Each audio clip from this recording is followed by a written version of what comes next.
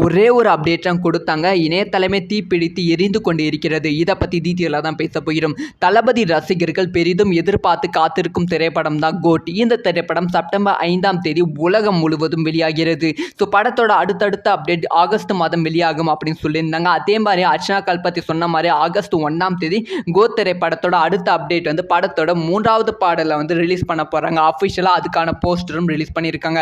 அந்த போஸ்டரில் வந்து கோட் திரைப்படத்தோட 3வது பாடல் ஆகஸ்ட் 3ஆம் தேதி ரிலீஸ் ஆகும். அதைத் தொடர்ந்து நாளைக்கு ஆகஸ்ட் 2ஆம் தேதி வந்து 11 மணிக்கு சூப்பரான அப்டேட் வந்து இருக்கிறது அப்படிங்கிற விஷயத்தையும் வந்து சொல்லியிருக்காங்க. இப்போ என்ன ஆச்சுன்னா இந்த ஒரு அப்டேட் கொடுத்ததுலேருந்து கோட் அப்படிங்கிற ஹேஷ்டேக் வந்து ட்ரெண்டிங் நம்பர் 1ல வந்து இருக்கிறது.